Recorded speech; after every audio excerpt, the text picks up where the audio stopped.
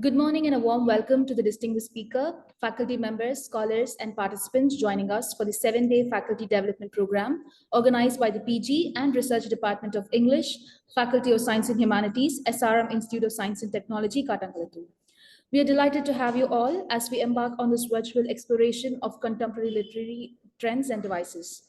To formally commence our program, I call upon Dr. C.S. Arun Prabhu, Assistant Professor, Department of English, FSH, to provide insights into the rationale of the FDP.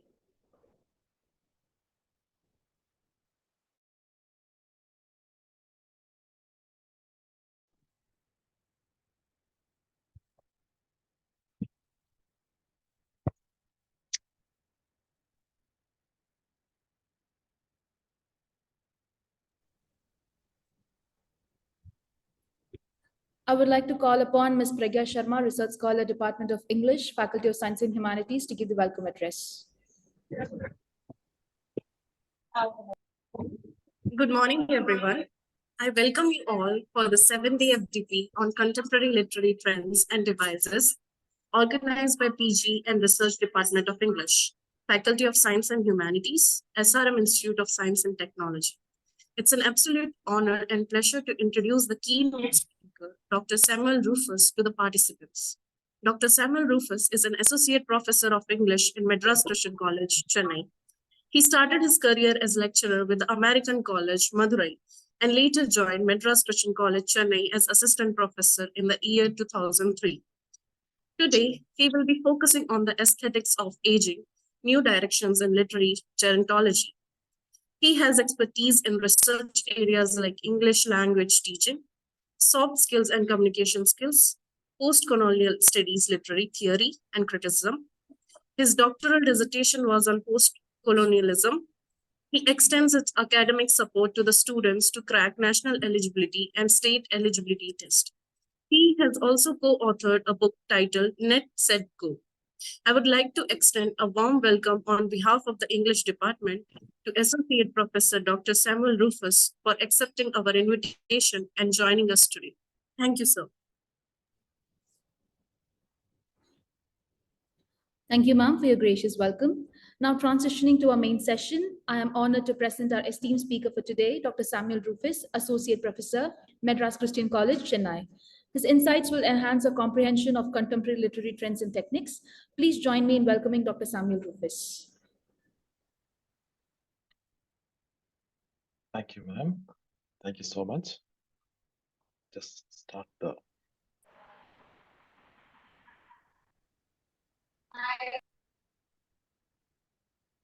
Thank you so much, SRM, for having invited me to this wonderful FDP. I'm sure this FDP would be very instrumental in having our perceptions transformed for the better. And this 7-day FDP, I wish the faculty development program all success to all the faculty members who are gathered here. Thank you once again. I wish to talk on this wonderful topic, the aesthetics of aging, new directions in literary gerontology. I'm sure we all have our perspectives on the aged, not aged, it's called aged, the aged and aging. And this particular presentation, I'm sure, would help us look at the concept of aging or the process of aging from a radically different theoretical proposition, and thereby help us to form our own personal conceptions of this wonderful process. So without much ado, let me go into the lecture. Start. Yes. This is something that I usually use to start with, something that we connect with theory. How human subjectivity is always a product or a construct of these three things. One is ideology, says Althusser. Then our human subjectivity or identity is a product of ideology, says Althusser, Louis Althusser. Then language, says Jacques Lacan. We are a product of language. We communicate through language. As David Crystal says, language becomes the dress of thought. So we are products of language. Language, in fact, mediates reality for us, isn't it? So without language, we cannot think. Without thinking, we cannot act.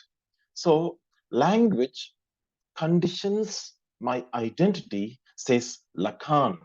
That is why he says the ultimate real is beyond the realms of language, because language mediates reality for us. It's very interesting. Then discourse, says Michel Foucault. We all know how discourse conditions our identities for us. Now, I'll just go into these 5 concepts when it concerns gerontology. We all know the difference between geriatrics and gerontology, right? Geriatrics is critical care connected to the elderly. And instead of using the word old people, I would always, and let's always use the word elderly or elders. So gerontology is the study of elderly. In old parlance, the study of aging.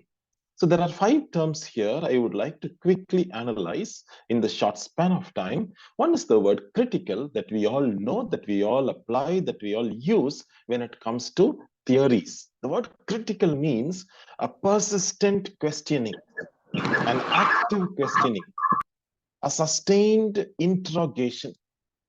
What do we interrogate? What do we question? What do we interrogate, in the sense, how do we interrogate it? And what do we interrogate? Existing stereotypes, existing stigmas, existing knowledge systems are critiqued or critically analyzed. That is why the word critical. So questioning, it involves an active questioning. Then the word cultural. We should remember the word cultural means we had the social turn that comes up next. But before that, the cultural turn gave us a different dimension to the process of gerontology or aging. Why? Because culture took into it a lot of concepts like gender, race, language, and a whole lot of other complexities that come under the rubric of culture. So the cultural turn helped enhance the perspectives, the horizons of gerontology. Then we had the social turn. In social turn, obviously looked at gerontology only from a medical perspective, that old people are always connected with medical care, attention. So the social turn was not much preferred. The cultural turn was preferred. It is called social gerontology. Then cultural gerontology, then the term narrative gerontology. This is very important for us because narrative always connects with literary gerontology. What is narrative? Why narrative? We all know the story and the narrative are different. A story is what is said, that's it. We all know that, right? A story. When we were children, or even to our children, we tell them stories. Then the kids will ask us, tell me a story. Then we'll tell them stories. The story is what is said. A narrative, how the story is said, or how the story gets told. That is why the importance of studying or researching or analyzing narrative in gerontology. Why? It is not the story that matters, how the story is said. So as I used to say in this gerontological talks, once upon a time there lived a king. How the story is said? The story is how the story is said. From whose perspective? From the king's. Once upon a time, Michel Foucault uses the word focalization for that, or foregrounding for that. The king is foregrounded. What about the queen? Once upon a time, there lived a young princess. Why the adjective young for a princess? So how the story is told gives us a lot of interesting ideas on what the story is going to be all about. So narrative, the word narrative means to recount also. We, you, me, we, all of us are a product of the stories that have been told to us down the years. We are the product of the stories that we grew up with. To be very honest, that is how we see ourselves, isn't it? When we were kids, Papa or Amma or grandmother or grandfather, they told us stories, every evening, every night, every day, and we used to listen to them. And these stories shaped our perspectives of life. The same with literature. Literature has stories, and these stories change our perspective to what? To living, to society, and to culture. How portrayals of aging over the years, even 25 centuries ago, the great philosophers, their perceptions and portrayals of aging, how it has conditioned me, how it has conditioned we. And that is what narrative gerontology looks at, because they say when you look at the narrative, you'll see how the story has been woven for us over the years. And then we'll look at it in detail also. Then the word literary gerontology, literary representations of aging. In literary representations, we'll have poems, we'll have novels, we'll have plays, we'll have short stories. But who represents the aged? Who speaks for the aged? That is the question that literary representations in aging. Because there is something called lived experience, we call it. Lived experience means the experience that is felt by the person and expressed by them. When Gayatri Spivak in the 1988 essay, Can the Subaltern Speaks, writes, she says, can the subaltern speak their own experience? So it is not someone else representing the subaltern, it is the subaltern speaking for themselves. And in a speech, we should always remember, a speech is something that would probably, obviously have a listener. A speech, when I speak, there is a listener. That's why I speak. So what she means is when the subaltern speaks, is there a listener or are there listeners? And who is represented? How are they represented? Do they have a voice? There is a term called embodied experience of subjectivity. Embodied means from my own body, I speak my experience on my subjectivity. So literary representations of aging looks at all these perspectives. How literature depicts, presents, represents the concept of aging. But I'll go to the next slide. Yes. So this is the cultural turn. We all know the difference between culture and society. This will be important for us when we read or look at the cultural turn in gerontology.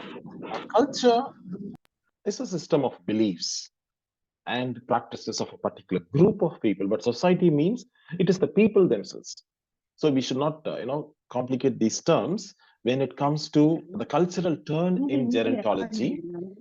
So gender, race, sexuality, ethnicity, disability also, right? It comes under the cultural turn.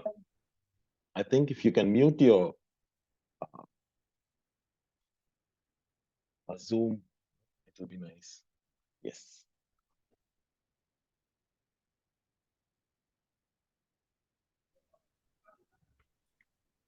Right. Thank you. The gendered nature of old age and its cultural diversity also. Now, the narrative turn that we spoke about that happened in the 1980s and 1990s. This is a beautiful quote that I love.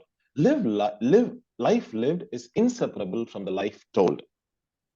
So life told is not different from the life lived. And we not only have stories, we are stories. That's why we are called textual beings, storied beings.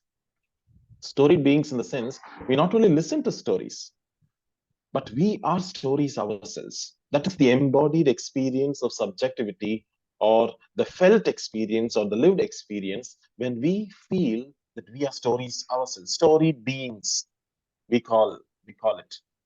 Then, I said this earlier, the word narrative derives from the Latin verb to recount. So how does narrative gerontology recount representations of aging? So how stories are made up, we all know. Stories are all cooked up, right, or made up. Once there was a lion, there was a mouse. All these are cooked up stories. But these made up stories make us up. So how we make ourselves up? Through stories. This is what narrative gerontology looks at, allows us to illustrate how theories of aging are socially constructed in time. And yes, time is a very important factor when it comes to the study of cultural gerontology and narrative gerontology, because we are all products of time. We are all products of time, right? Like Martin Heidegger, one of the best philosophers of the 20th century, tells us we all, in this 1927 voluminous book, Being and Time, he says, we are all products of time. We continue to exist in time. That is why we are called human beings, ing. And every day of our lives is an incremental or a sustained progression towards the ultimate reality, which is death, says Martin Heidegger. So we, as products of time, we don't have a huge span of time ahead of us. Literary stalwarts, philosophers have divided time into many zones for us. Jacques, in As You Like It, says, 7 stages of man, or rather humans, we call it. Like that, there are different zones in time that we have for ourselves. So narrative gerontology allows us to illustrate how theories are socially constructed in time. We all know time and space are different for the elderly. For us, maybe, even in disability studies, we have this concept, the concept of time and space. If you're researching on disability studies or gerontological studies, you will be interested in knowing more about this or researching more on this. The concept of time for a TAB means, it's a very interesting concept that we have in disability studies also. I'm connecting with disability studies because literary gerontology always connects with literary disability studies. They go together like twin sisters. So here you have, in disability studies, you have the concept of TAB, temporarily able-bodied. Temporarily able-bodied. All of us in this world who are able today, according to disability studies, we are temporarily TAB people, we call it. Temporarily able-bodied people, because God forbid, anything might happen tomorrow or the day after. So this ableness or ableism that we have on us is just temporary, or bound by time. And that is why over a period of time you'll find in gerontology also how in Shakespeare, for example, there is a sonnet number 18. This says, shall I compare thee to a summer's day? Summer, spring, they're always connected with youth, but then you have autumn and winter. It always depicts a gloomy side to our life. In literature, how is it portrayed? Social constructions across time. Yes. Scrutinizing the way a story is constructed allows us to imagine how it could have been otherwise. These constructions that we find about old people, right from Peter Pan down to the 21st century, how the old people are used, we call it narrative prosthesis, PROSTHESIS. Narrative processes means in the movies, for example, when you find the elderly or the disabled are used as mere props for sentimental reasons. I'm not trying to pinpoint or accuse anybody in the cinema industry for this, but sometimes you'll find the hero or the male lead character trying to score brownie points by trying to help an old person. An old person will be trying to cross the road, a bus will be trying to come fast, rash driver, then he or she will go and rescue this person. The sentimental effect that you generate among the audience, among your readers, by using this narrative prop or narrative prosthesis. We call it, how the elderly are constructed as sometimes as crooked, as witches, or as magicians, or the negative conception of the elders that has been there socially constructed throughout the decades, not only the decades, but also centuries. So this is a wonderful line that I like a lot. Our life then becomes an actively constructed text, or like Heidegger calls it, You and I are a work in progress. The work in progress means every day we are constructing ourselves through the stories that we tell. That is the reason why we are told Ben Okri, one of the few blessed writers of this century, is quite young. So I'm also wishing him some great prizes, literary prizes. So he was one of the first to say, why are we acting the way we do? Why do we look at things the way we do? The reason is the stories that we have been brought up with, the stories that have changed our perspectives. So he says, for example, why only the young boy or a girl is always foregrounded in any movie? It's a very young girl. We all know in cinema, if a girl is married, then she loses her market. Only the young are foregrounded. Why this foregrounding of youngsters in the movies? And once after a particular age, there is, you know, uh, they go into oblivion. Why is this? That is because of the stories that we grew up with. He says the only solution that he can possibly think of is to change the stories. Change the stories in the sense, change the way the narrative is constructed or presented. Once there lived a handsome old man, a different perception of a story. Once there lived a beautiful old lady. Why do we always associate the concept of beauty only with the young girls or handsome young boys? Why not we connect the concept of youngness or uh, beauty with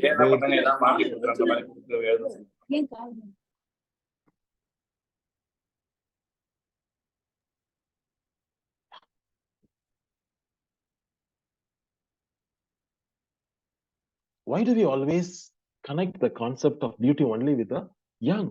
There is a beautiful young girl or a handsome young boy. Changing the stories or changing the narratives help us construct our lives for the better. And where is the power for this construction? It is with us. It lies in us and with us. The reason is we are all blessed to be part of this wonderful world of literature and language, where we can evolve a transformation in the minds of the young ones by telling them about how we construct the elders. Instead of saying an ugly old lady with a droop on her back, instead of saying like that, you say a wonderful, blessed old lady or an elderly. Today we will see some places they want the word old for governmental purposes, but most of the places they use the word senior citizens or elderly. We look at that also very soon. So we are actively constructed texts. And so I construct my identity today. I construct your identity today by what? By the words that I write, by what I write, by what I share in my WhatsApp status, by what I share with my friends on WhatsApp, what I share in my class on elders. We all have this confidence in us that our students are a product of the academic system. Michel Foucault was the first one to tell us this, right? Knowledge is disseminated into the world through two main streams. One is the world of medicine, the other is the world of education.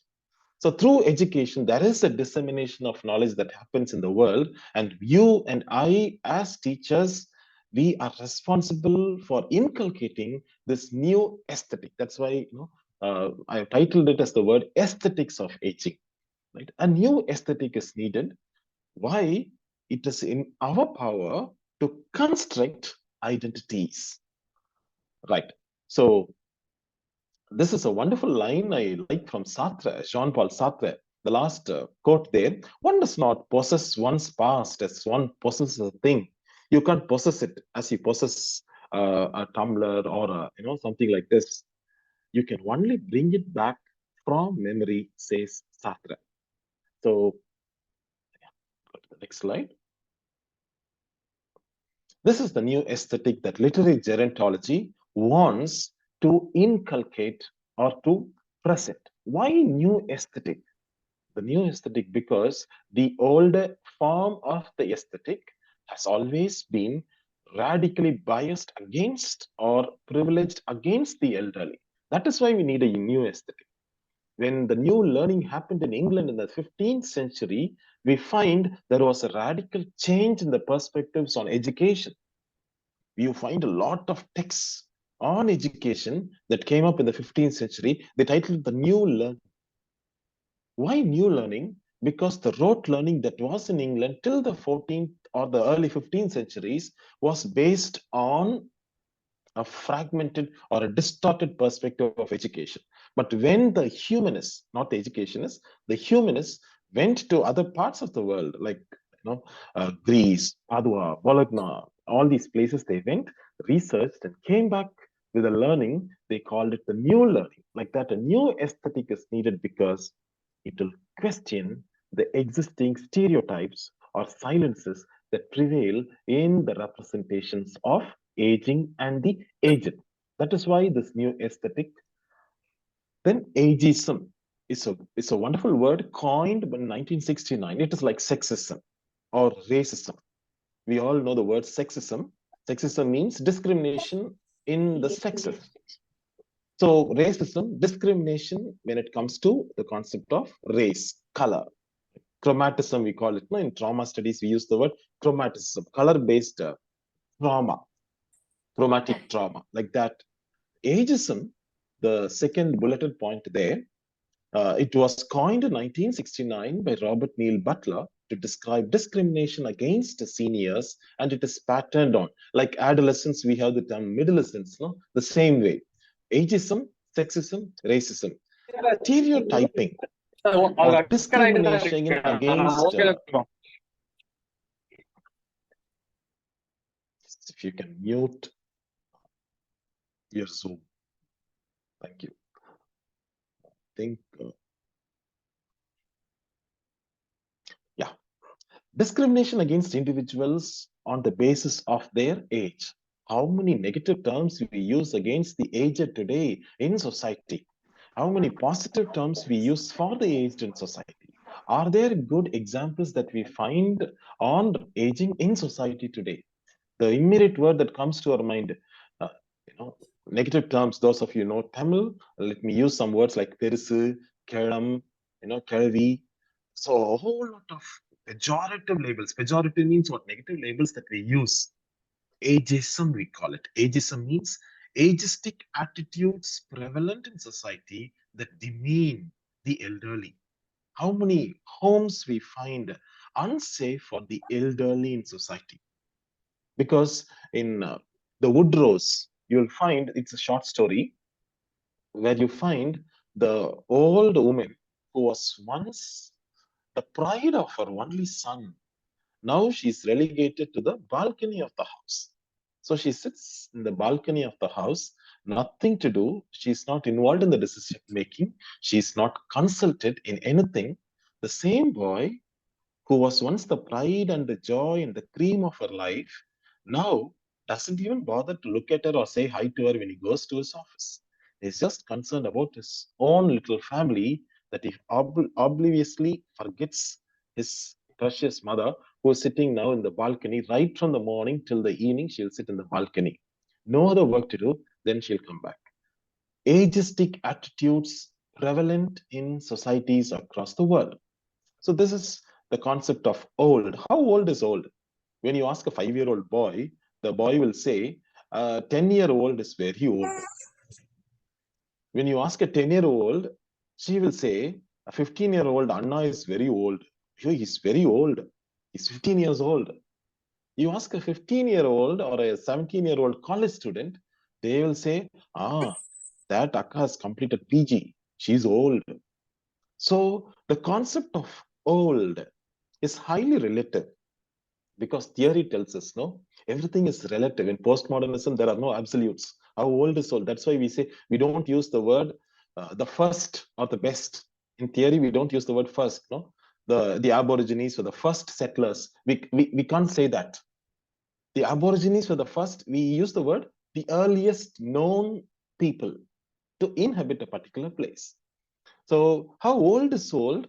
The concept of old here is highly relative because it depends on the context. As I said earlier, the concept of time and space for the elderly is completely different like the disabled. Probably you and I can walk across from here, from our college or from our places to the bus stand in about 5 minutes time. TAB, we call it, temporarily able-bodied. But what about the elderly or the disabled? For them, the time zone is different, or their conceptualization of time is completely different. They look at time from a different perspective. For them, probably it might take 15 minutes. Probably it might take 30 minutes. So their conceptualization of time is different from the TAB. TAB means temporarily able-bodied, you, me, and we. Again, the conceptualization of space is also different. Those of us researching on critical gerontology, literary gerontological studies might find these concepts useful. The concept of space. When we board a bus, we might need a small space, like a small chair like this. But the elderly, they might need, or the differently abled, they might need a bigger space. They might have a wheelchair on them. So they might need a bigger space or a different space for them. So the concept of time and space is also relative, like the concept of old. So how old is old? So this is Kathleen Woodward quoting Amelia Freud, says she considers 100 years to be old because she was 95 years old. So anyone above me is old. I am young, or I am younger. This conceptualization, how did it come to us? Why do we always fear the concept of aging? One gray hair, and immediately we lose our peace, we lose our happiness. Why one gray hair on me? And when you pull out that one gray hair, we are very conscious because 100 will sprout later, we are told. We are afraid. My goodness, I'm aging. So this concept of old is also highly relative. And this bad press for ageism, aging, or the middle age. The word middle age also has a parallel term called midolescence. We look at that. Barbara has coined the word. We'll look at it in the coming slides. Why this bad press for aging in the popular imagination? And like men have life crisis, we call it. Yeah,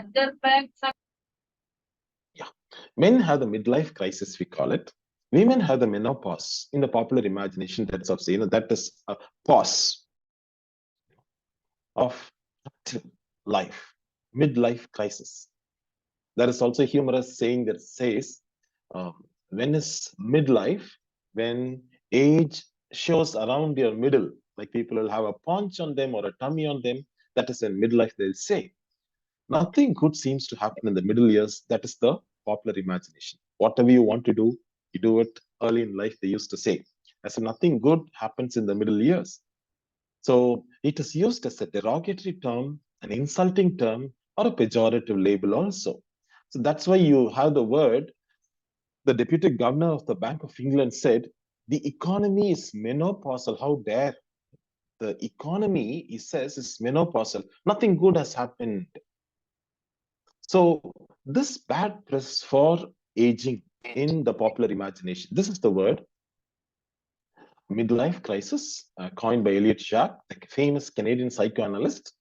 And this is the title of the essay. Sometimes essays serve as very important critical tools for us, right from 1919 Tradition of the Individual Child by Eliot, which foregrounds a new concept, or 1917 Victor Shklovsky's Artist Technique, an essay that foregrounds defamiliarization. Now, sometimes you'll find essays that foreground a new standpoint, like research papers, as essays, they foreground new conceptualizations. So this particular essay is path-breaking because this foregrounded the term midlife crisis in the popular discourse.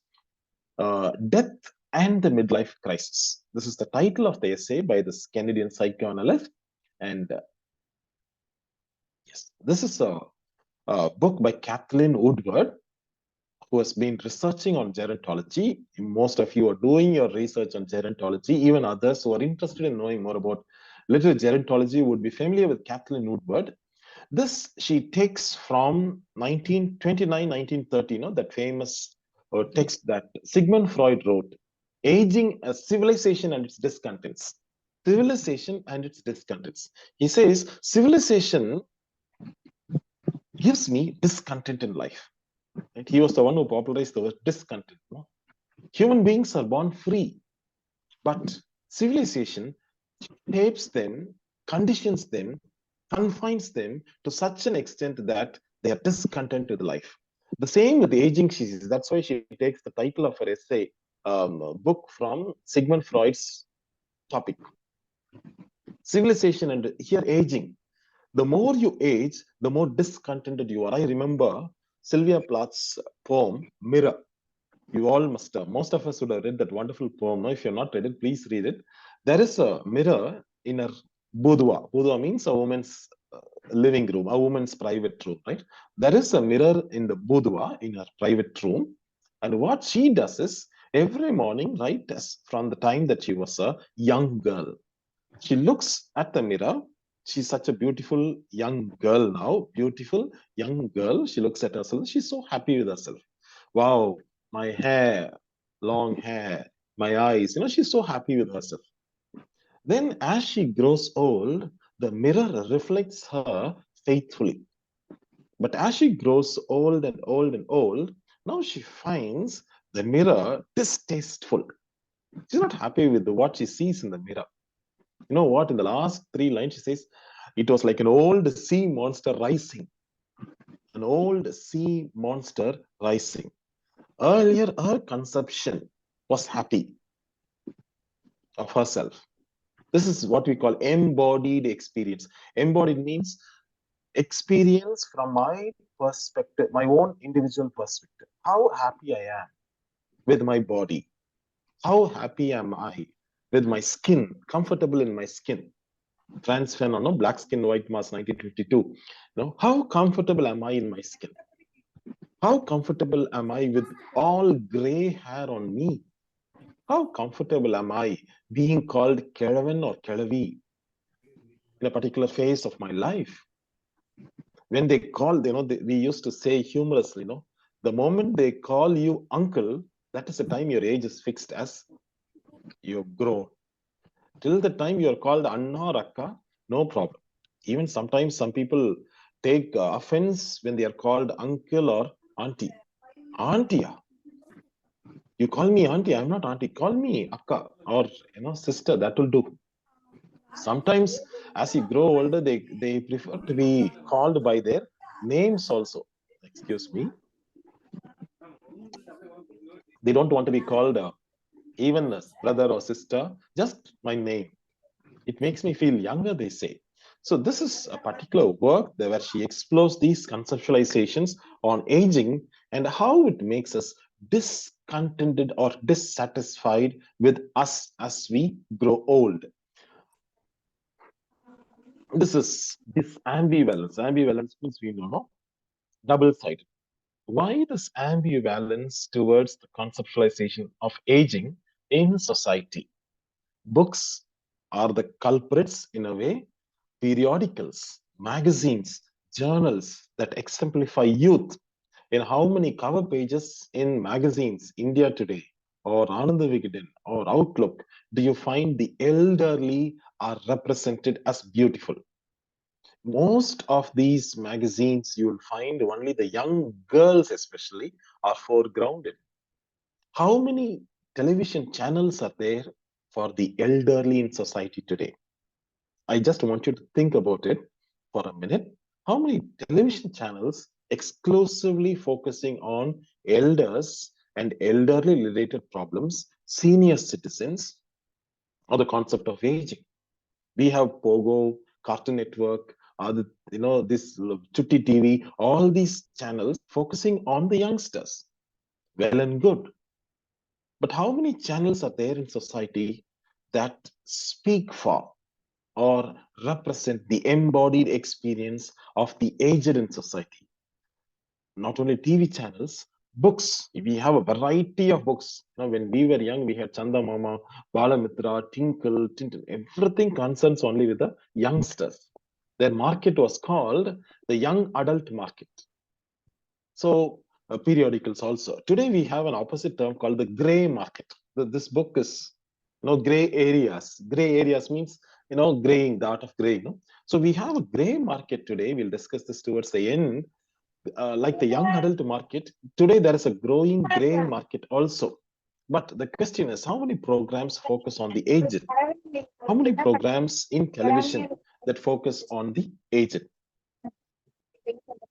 So Roger Bacon, in his wonderful text called The Cure of Old Age and Preservation of Youth, see how stereotypes of old age are circulated in society.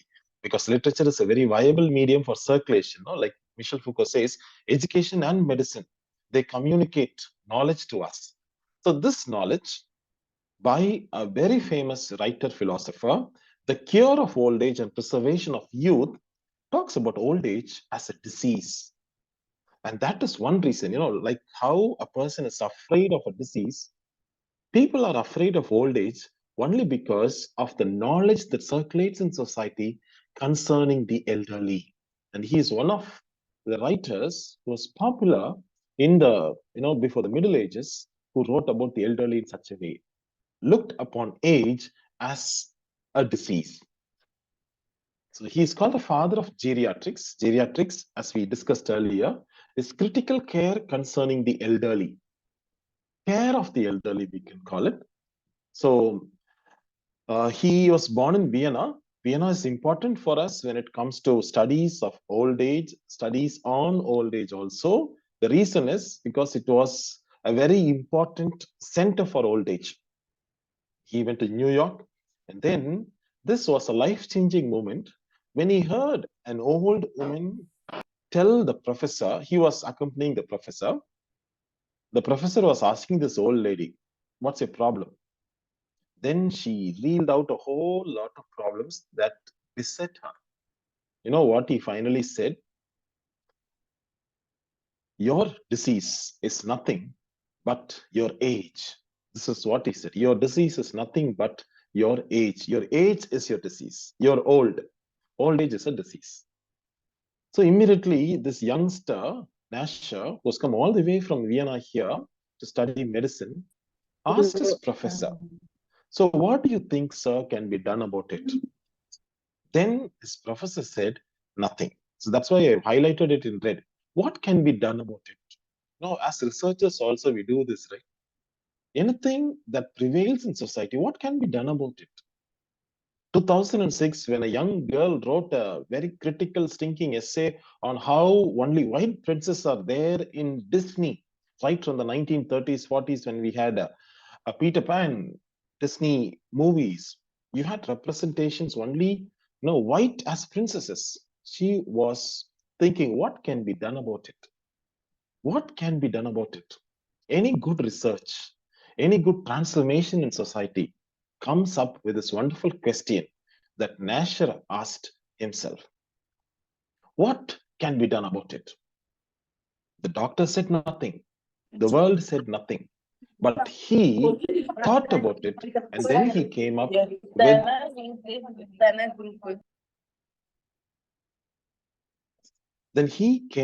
with his own beautiful solutions as interventions in the process of aging. That is why he is called the father of geriatrics. So the clue for us is, as researchers, when we come across issues concerning the elderly or concerning the differently abled, let's not use the word problem, because even the disabled don't want this word to be used for them as a problem. There is no problem. We can call it issues. Issues can be addressed. They don't look upon themselves as a problem. Problem means it has to be solved. You cannot solve the problem of the differently abled. It is highly impossible. And we cannot even think of their embodied experience. Embodied means felt experience. It's impossible, next to impossible. So, but what can be done about it? Thinking about it, and then he was he devoted himself to the study of aging.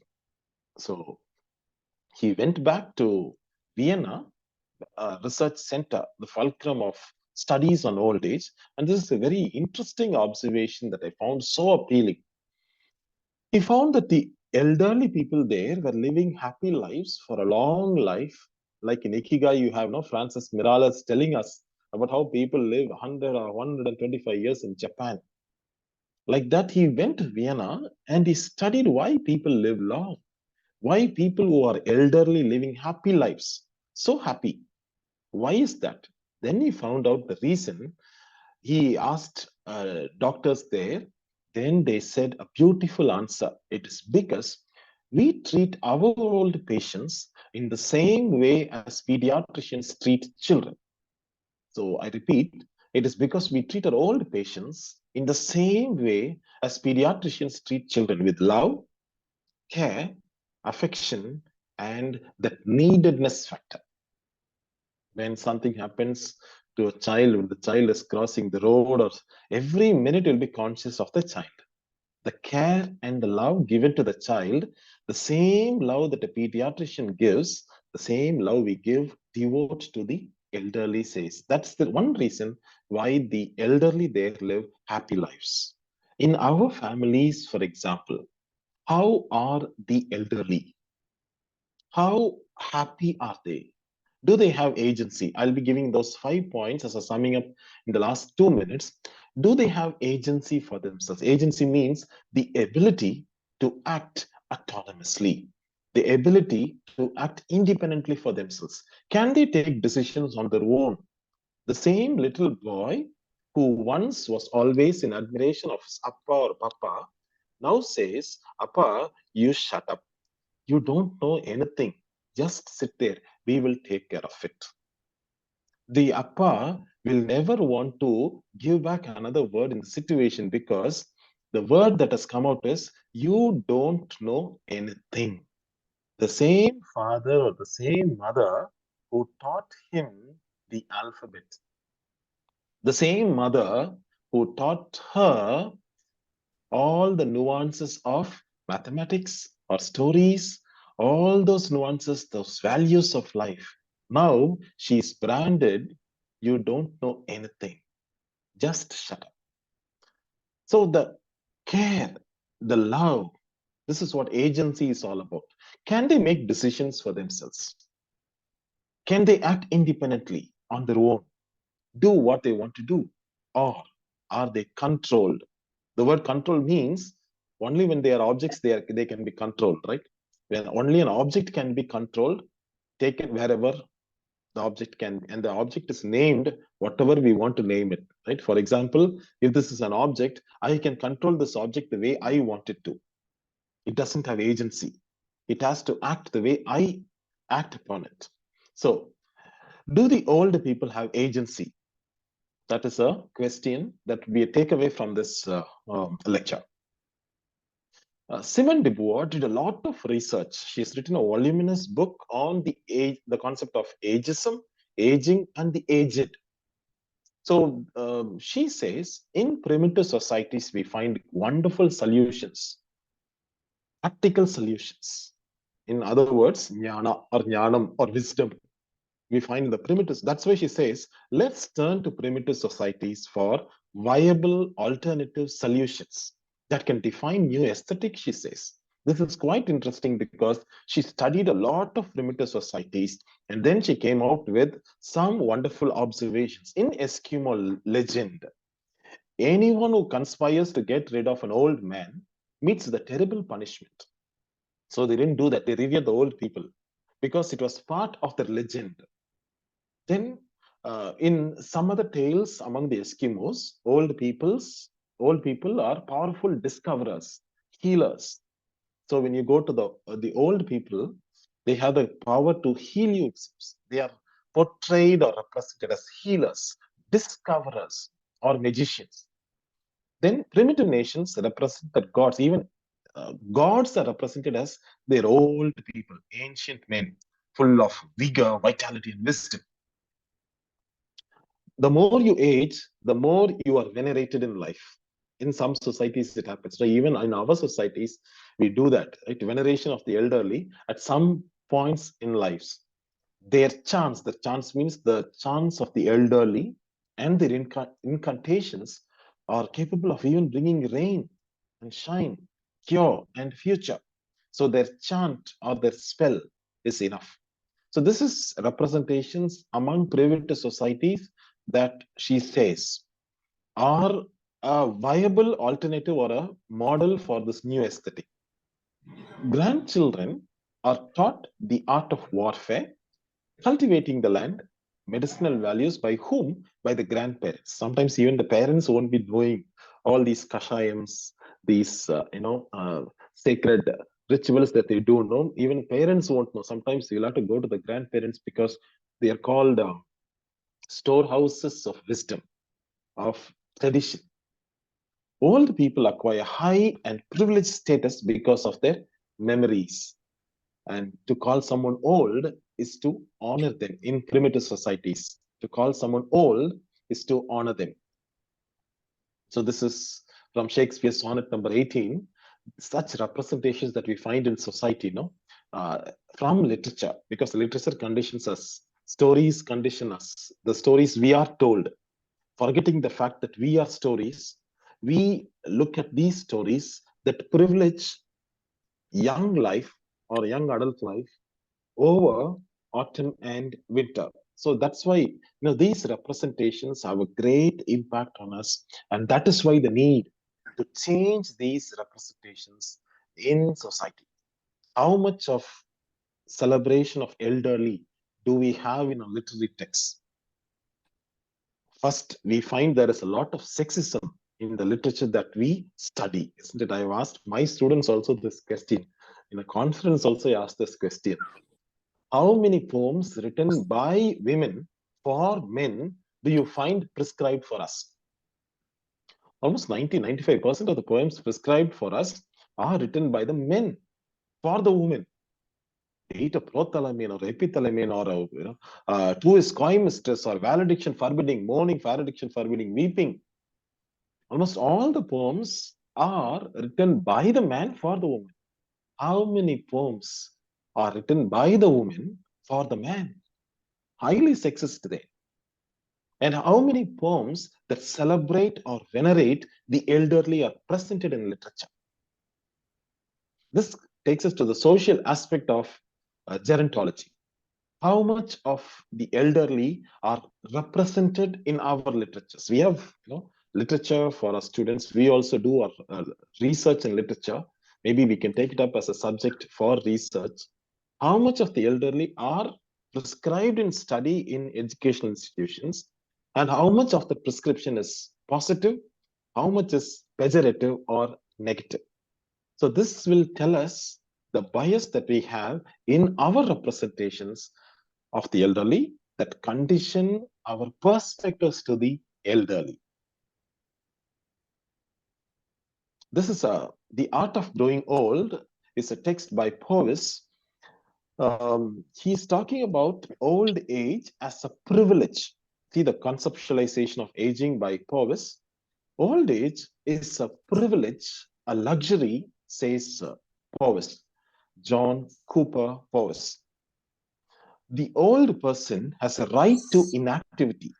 At last, no more duties. Peace at last. The rules no longer apply to them.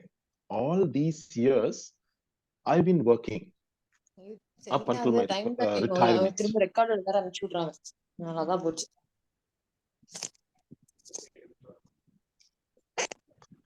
you can please mute, yes, thank you.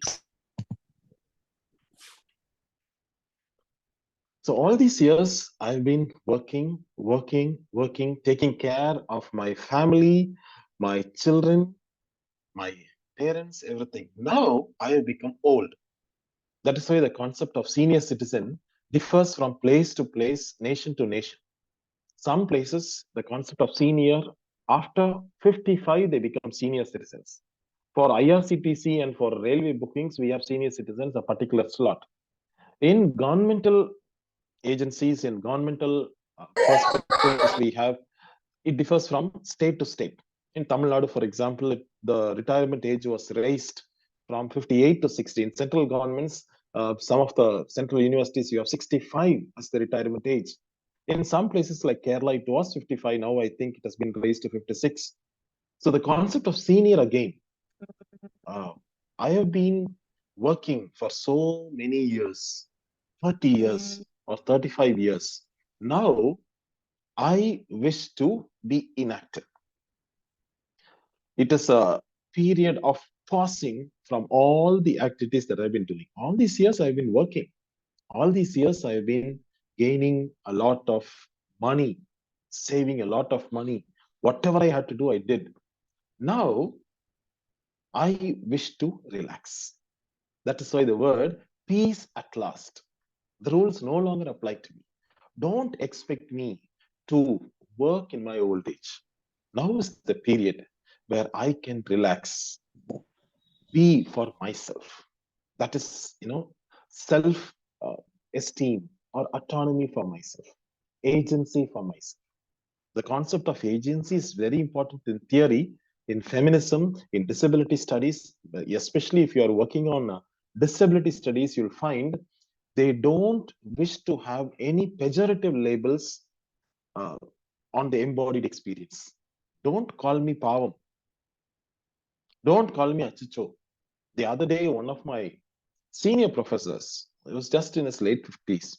So he was climbing down a huge stone bench, something like that. So I just said, sir, be careful. He took offense to that. He said, no, I'm okay. I'm not old, Rufus. I'm not old. Don't say be careful. They don't even want us to feel pity for them, compassion for them. So, because growing old is an art, all these years I've been working for others, doing whatever others need. Now is the time I can have peace and do what the rules no longer apply. This is a concept that Michel Foucault uses in his instrumental concept called biopower, where the government curtails, controls you and your body, our bodies. So after this particular year, you have to retire. Biopower. After this particular year, you will have to be incarcerated. How biopower acts on an individual. I think those of us who are working on literary gerontology can try applying this concept of biopower to literary gerontology also. Right. Then the next one by Simone de Beauvoir, where she says it is to the woman in particular that the last age is an age of liberation. Mostly in our societies also, we find the woman bears the burden of the entire family on her. So fending for the husband, fending for the children, fending for the mother-in-law, fending for the father-in-law, her own parents, washing clothes by the dozens, washing the utensils over a period of time. Morning 4:30, her day starts till night 11 o'clock or 10:30. Her day goes on. And they call it a drudge. Drudgery means we know that constant repetition of the same work over and over a period of time. What Friedrich Nietzsche would call the concept of eternal recurrence that happens again and again and again. No freedom, no agency. So, especially for the woman, Simone de Beauvoir says, growing old, that is the last age, is called an age of liberation. Where, why? Because all their life so far, they were subject under the custody. They had to work for someone, their husbands, or taking care of their children, etc. Now, for the first time, they have the space to take care of themselves, to be themselves. That is why the concept of agency. I'll give you those 5 quick terms in the last 5 minutes. This is the term coined by Barbara Frey-Waxman. Again, the term adolescence we described earlier. Refunksroman, like Bildungsroman or Kunstlerroman. You have Refunksroman, which is novel of aging or ripening. How Refunksroman novels represent the elderly. As you grow older, you not only become wiser, but also celebrate your own conceptualization of self. The more you grow old, the the more you start celebrating yourself. That is why Roman novels are a breed apart. So they are called novels of ripening. This is the title of the book, From the Hearth to the Open Road, a feminist study of aging in contemporary literature, 1990. Only in the 1990s, we had this literary gerontology gaining momentum also. This is one of the key books, like Judith Butler's 1989 book, no, Gender Trouble. That was a seminal book. Like that, this is one of the key books.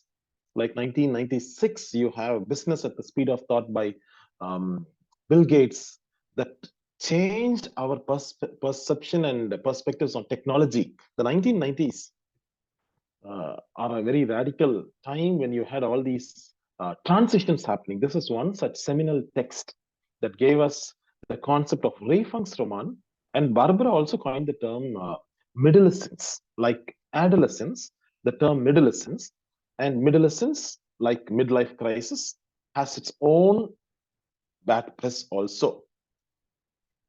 So these are the two perceptions of the elderly in literary texts. One is senility, weakness. You become impotent. You are not able to do anything that you want. You can't go outside by yourself. You need a prop and a support. The next one, either of these two, one is invalid or the other is jnanam. Now, a repertoire of wisdom. These perceptions of the elderly undergo a drastic revision in the new aesthetic. This is another term, anocriticism. Like gynocriticism by Elaine Showalter, you have anocriticism. This term, even in the internet, if you search, you won't find this term, if I'm right, because this is from a rare book on literary gerontology that I got this term. Anocriticism is to be aged by culture. Anocritical scholarship analyzes the way age identity is constructed in literature and in society for both young and old. Every period of life, your identity, my identity, is constructed based on age. So 30s, the student is afraid, or the boy or the girl is afraid to even use the word 30s. Till 20s, they are proud to say their age. The moment the dreaded word 30 comes, they always say, I'm in my late 20s. So why this conceptualization of age? And 40s, still morbid fear. 50s, enough. Right? So anocriticism to be aged by culture. Age is highly relative, they say. And this study is also very interesting. Now, this indigenous scholar by name Kim Anderson did a lot of research on indigenous studies. It is not on, it is on. Research on indigenous identities. He came out with some startling observations, Kim Anderson.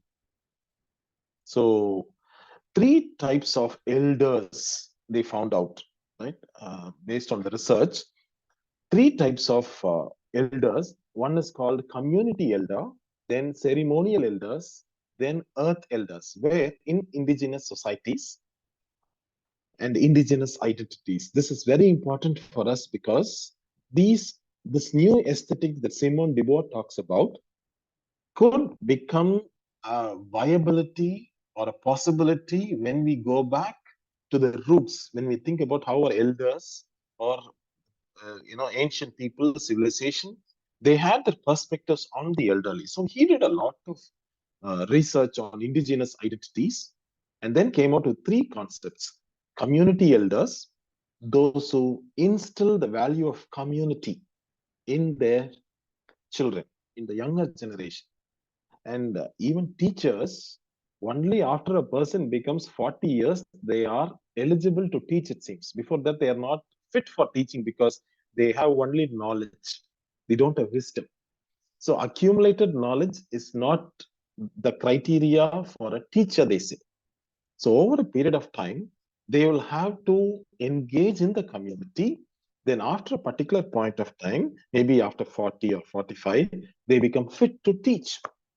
In those days, we had this concept, even doing the PhD, they will do it only after they cross their 40s, because it is about wisdom. Doctor of philosophy. Philosophy is a study of wisdom, not knowledge. So community elders, where the community governs and the community teaches, instructs the kids, the younger generation. Ceremonial elders, they teach the younger generation, these elders, they teach the younger generation about the rituals and the ceremonies that are in vogue in the particular social group, or what Stanley Fish would call interpretive communities. In their communities, they will have what is called some ceremonies that have to be observed, like the rites of passage, we call it, no? So when a child is born, some rituals, some ceremonies.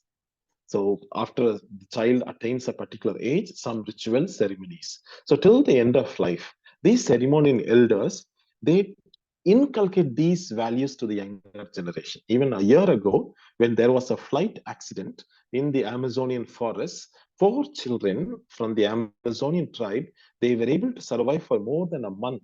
I had even mentioned this incident in my blog, academic blog, because I found it so appealing. 4 children from the Amazonian tribe who were traveling by the flight, when the flight disintegrated in air, they survived the crash, and for more than a month, they were able to withstand the Amazonian forest, which was known for its wildest animals and snakes and all kinds of poisonous insects. Why? Because the ceremonial elders in their tribes had taught them how to survive by adapting yourself to the forest. So that is the ceremonial elders. And then the earth elders, their connection with rivers, yeah, where the river sleeps, Estrin Kire, where you'll find he will never marry. He doesn't marry. Why? He says, the forest is my wife. I don't want to marry. Why don't you want to marry? Because the forest is my wife. Like how you cherish or you sustain your wife, you nourish your wife. I will nourish the forest. This is the connect that they have with the earth, the touch that they have with the earth, this concept of interconnectedness that we teach in eco-criticism or in eco-literature, how everything in this world is interconnected. This identity, my identity that I have, this identity that I have is based on a larger sense of community. So if you tell them community means only elders or community means only human beings, they will stare at you. They'll stare at us. Why? Because for them, the word community is a huge term that encompasses birds and bees, plants and animals, humans and non-human, living and not everything belongs to a community. So even before they cut down a tree, the elders tell them, the earth elders tell them, you will have to prostrate before the tree, do obeisance to the tree, do rituals to the tree to placate the tree spirit. They believe that every tree is invested with a tree spirit, like the sacred groves we have. So they have to pay their obeisance to the trees, and then they will promise the tree, oh tree mother, we promise you that we will plant 100 offsprings of yours in the same place. And with that swearing, with that promise, they cut down the tree. So the earth elders tell or inculcate this wisdom among their children. That is why the primitive cultures or indigenous cultures, they abound with such wisdom. This storytelling that they have is a very good model to emulate, to imitate, to aspire for when it comes to the new aesthetics that we are striving to achieve in literary gerontological studies. So this is um, an advertisement that I came across yesterday. Just yesterday, while I was taking a walk down the Mogapet Road, Mogapet bypass, I came across this advertisement that struck me. This is about, I'm not advertising for this, whatever it is, but I saw this senior citizen friendly terrace garden. For the first time, commercial establishments, builders, architects, they've realized the value of the elderly citizens or the senior citizens. And for the first time, their advertisement. This is what we call the gray market. The gray market not only means the black market, that is a different term in commerce. Gray market means where you get televisions or refrigerators outside the official establishments at a cheaper price. Sometimes in the gray market, even iPhones, you'll get at throwaway prices, they say. So the gray market here means like, gray areas you call it, no? About the elderly market. They find that the market today for the elderly is slowly on the increase. Why? Because the elderly have a purchasing power for themselves. From production, we have gone into the realm of consumption. So they have the consuming power. In cultural studies, we use the term consumers, or consumption. So consuming power is there among the elderly today. And that is why this focus on the gray market. But there is another studies called third age studies. Third age means, again, the elderly, which looks down on this gray market. Why? Because in the gray market, you will find, this is again critical gerontology, you will find only the survival of the rich. Can you please mute your Zoom?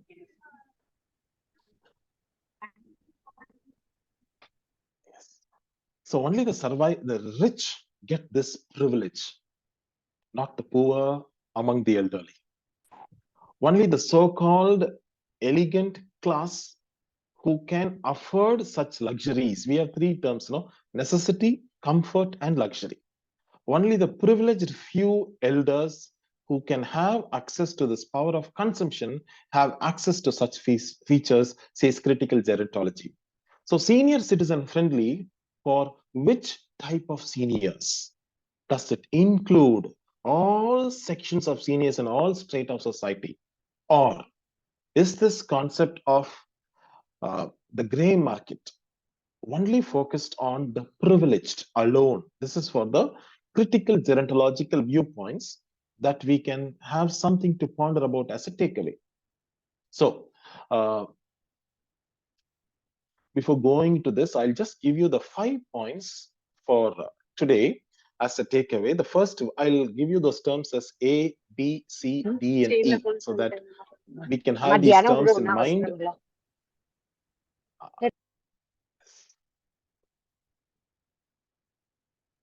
Yes, the first word is agency. Agency for the elderly. This is something we discussed earlier, the ability to act autonomously. Then the word B, biopower. Biopower and its effects, biopower and its effects on the elderly. Third one, cultural constructions of the elderly. That is for C. That is dealt with by the cultural turn, how the elderly are constructed by the cultures in which they are placed. Cultures in the sense, the books, the periodicals, the movies, the magazines, everything included. And the fourth one is discursive apparatus that structures the study of the elderly.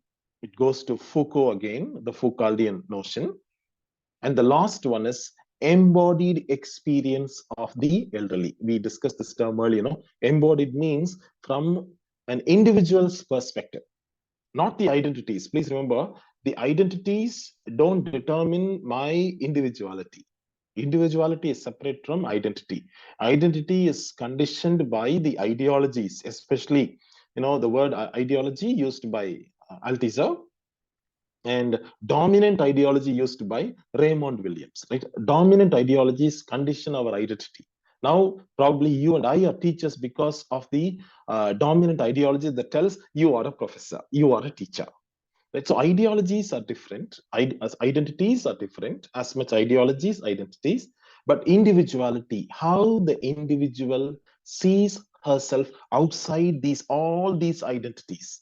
We have a lot of identities, linguistic identity, racial identity, gender-based identity, professional-based identity, religious-based identity, racial identities, color-based identities, profession-based identities, artistic identities, skill-based identities. So beyond these identities, embodied experience is about how an individual looks at himself or herself from their own bodily perspective.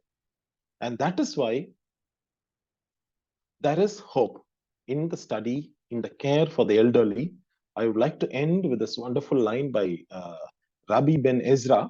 In Rabbi Ben Ezra by Browning, it's a line that I like a lot. When our professors also retire, we use this line. No? So I wanted to quote this line from Rabbi Ben Ezra by Browning. Grow old with me. The best is yet to be.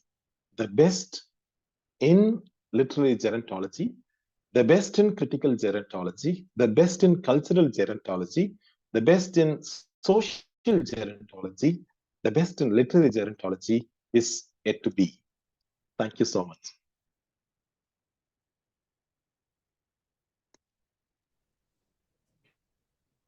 Thank you, sir, for sharing your valuable insights. Your expertise has added significant depth to our understanding on the aesthetics of aging, the new direction in literary gerontology. The floor is open for discussion. Can you please ask questions if there's any? Good afternoon, sir. Thank you so much, sir. Sir, there is a doubt. Could you please connect Thanatos with gerontology? Can you come again, sir? I couldn't get your question.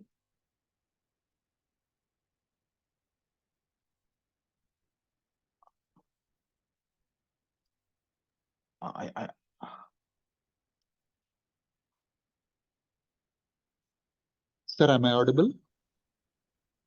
Yes, sir. Yes, you are audible. Yes. Sir, could you please connect Thanatos with the gerontology? Thanatos, the death instinct. Oh, the death. Okay. Yes, sir. Yes, that I think, yeah, Thanatos, the death instinct. Yes. Now, if you can go to Heidegger, the concept of being in time, I think it will throw, just a minute, excuse me. Being in Time by Heidegger will throw much light on this subject, I think. Right? 1927 by Heidegger. Because, always aging connects with the concept of Thanatos. So I'm sure this particular voluminous book and also some gleanings from Simone de Beauvoir, because she always connects with this concept. So I'm sure this will be helpful. I hope it helps.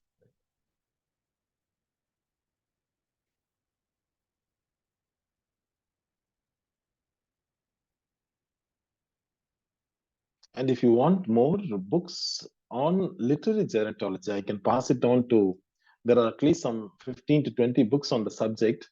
I have a few myself here, but if you want, I can pass on the names of the texts to the organizers. They will share it with you. Even this PowerPoint you can have as a reference for those of you who are interested in working on the field of literary gerontology or critical gerontology. Because today we look at things from a interdisciplinary or multidisciplinary perspective. So literature has widened its horizons. So it is all the more interesting and impactful if we can cross these borders instead of having these disciplinary domains bounds. So yes, thank you, sir. Thank you, sir. And we expect the PPT as well, sir, because the participants, they will be expecting your PPT and the presentation. And so far, we have received a lot more comments on your lectures, sir. It's quite positive, and we are so happy to have you here, sir. As well as we are expecting a lot more questions from the participants too. Yes, sir. Good morning, sir. I'm Jayanti here. Yes, ma'am. Good morning, ma'am. She speaks wonderful side, getting to insight into the different perspective about generation and life and those and all. I have a small questions on that, sir. So actually, the present generation, and they are more advanced in the technology and all, and the people who are in middle age like us, and we have a lot of generation gap, we feel. So previous generation, it is not like that. We thought that elders are more knowledgeable person, we have to receive something from that. But now the scenario is entirely different. The youngsters, they're thinking that they know more than us in that way. The technology also takes into that way. How can we balance this? Yes, today's generation, we call them the thumb. Very good question, ma'am. The Thank you, thumb sir. generation, we call them, yes, or the screen generation. They are called digital natives. We are all digital immigrants. They are called digital natives.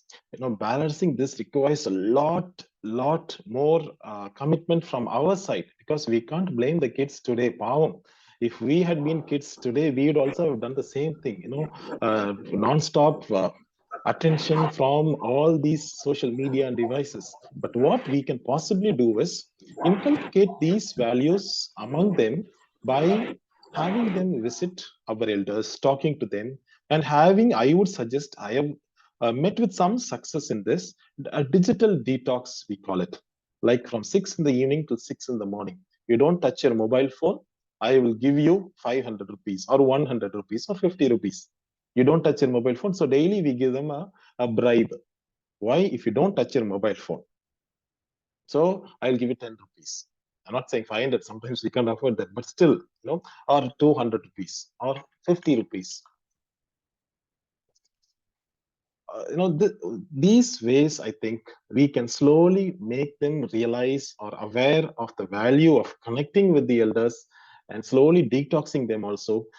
In my classes, I have asked the students to do that. Try doing it from 6 in the evening till 6 in the morning, just 12 hours.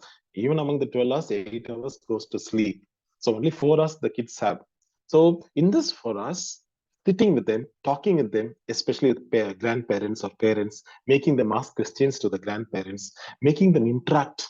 Because they say, about grandparents, when they say this, most of them suffer from memory-related problems only because they don't talk. If they can talk to others, their memory will be alive and kicking, it seems. So maybe a digital detox in this age of digital advancements for 12 hours a day, and with some kind of distractions, positive distractions, might help. But this is a very, very relevant, pertinent question. Really appreciate it. Thank you, ma'am.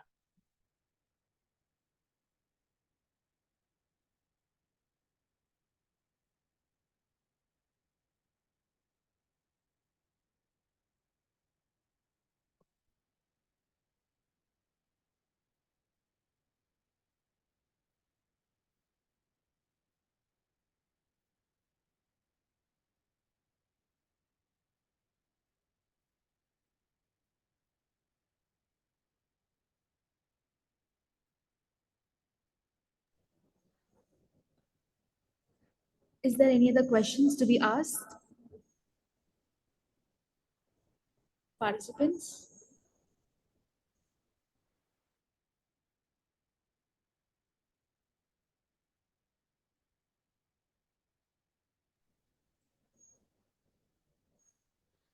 As we conclude this session, I now invite Ms. Agnishri to propose the vote of thanks.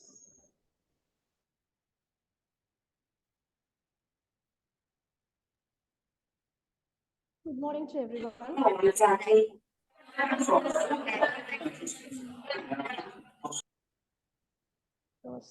Good morning to everyone.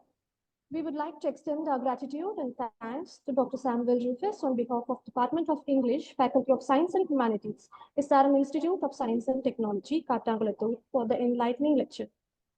The topic, the aesthetics of aging, new directions in literary gerontology, introduced concepts and approaches which are new to many of us academically. It definitely is an essential literary outlook from Dr. Samuel Rufus. His lecture is very clear and in-depth. Thank you, Professor, for a highly insightful session. The session not only provided literary insight, but also social and domestic perspectives. Next, we would like to thank the participants for their cooperation, patience, and support. I also thank Dr. Shanti Chitra, Head Department of English, FSH, the coordinators of the FDP, Dr. Shalini Infanta L, Dr. Arun Prabhu, and other members of the faculty from the Department of English and the research scholars for their active contribution in conducting this faculty development program successfully. I once again thank everyone present here. Let us all gather tomorrow on the same time for the third day of our FDP program. I wish everyone a very good day. Thank you all. Thank you so much. Thank you all. Thank you, sir. Thank you, ma'am, for your heartfelt expression of gratitude. With that, we conclude the second day of the 7-day faculty development program. We look forward to the enriching session and collaborative discussion tomorrow. Thank you and have a wonderful day. Thank you, sir. Thank you.